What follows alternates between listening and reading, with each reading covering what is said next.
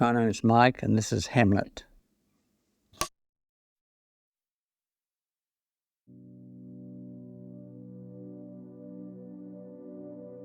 It was 1984, so I'd been in this state for 10 years. It was somewhere where you sit down and there are magazines.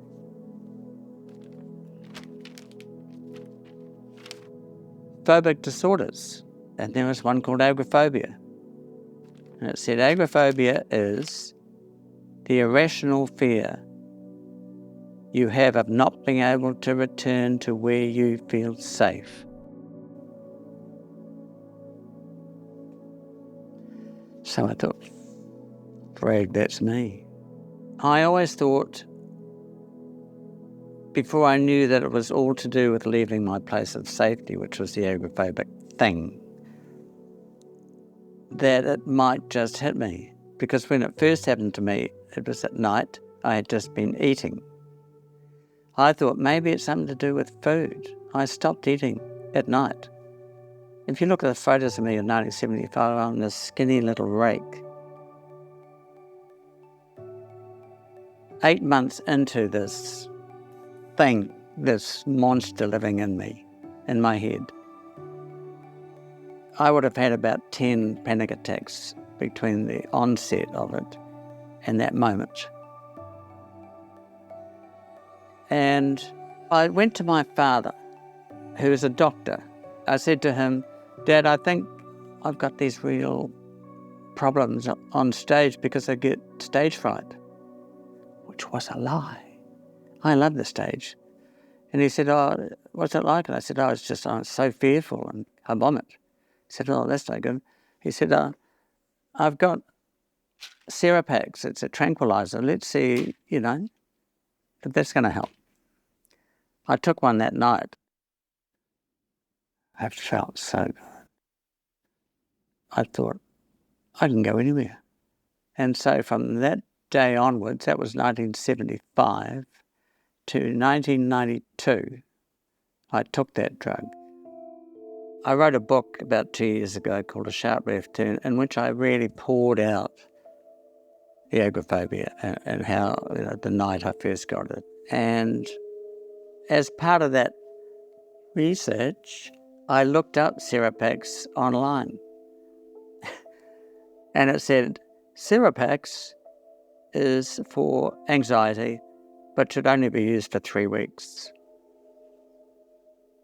I thought, well, I've been going almost 18 years, so maybe I'm really loopy. I actually think why I got it in the first place was the fear that Split Enz was going to break up in 74.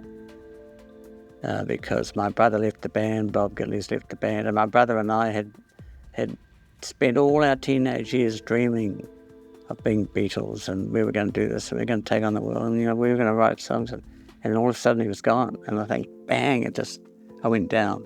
And that's how often it happens, is one big massive moment. But I didn't put 2 and 2 together and think that this had happened to me in 74 because of my fear that the band was breaking up. And actually we had just done a concert at the Mercury Theatre that was badly received. I said to my brother, what were we like? And he said, oh, it was an abortion. And bang, I was gone. We were talking about it the other night, my sons and I actually, and we decided that there are those 3 stages where there's stress, so are you stressed about something? Anxious, are you anxious about something? And do you have an anxiety disorder? So I've been quite lucky in that I've denied stress successfully most of my life. Things like sitting exams, playing on stage in a band, all that stuff, it never worried me.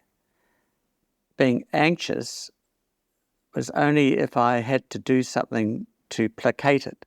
An anxiety disorder, though, it's a living hell, principally because you are extremely anxious to the state of physical insanity, vomiting and diarrhea and shaking and all of that, and a terror in the head for no reason, but I just had to somehow learn to live with it.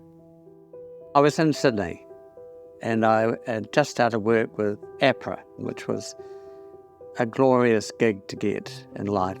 And I was going to be leaving the next day for a plane back to Auckland, and that was like being on the plane was when you're trapped and you can't get off, and the entrapment of being on a plane is incredibly disastrous. And I went to reach for the glove box to take out my daddy's Cerebex bottle, and I went, I'm not going to take them. A strange feeling came over me, almost ethereal and transcendental. The next day I hopped on the plane, flew to Auckland without any drugs.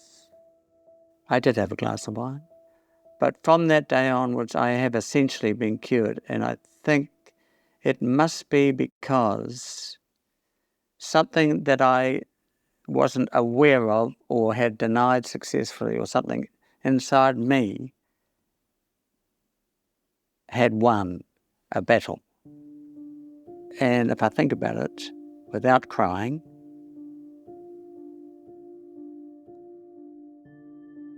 it's that I'd finally got a job in life where I got paid every week. And I thought, I can finally now, at the age of 40, provide for my family. And I think when I said that to myself, I thought, fuck you. And as that plane took off, I looked out the window and I said, come and get it. I'm here. Make me freak out. Send me running to the toilet on the plane. Whatever you want to do, I have won. And that's basically what happened. I think it follows genes, it follows susceptibility lines, and it should always just be talked about, especially in families. Talk, talk, talk. It's something that ricochets around, and it's important for people to hear.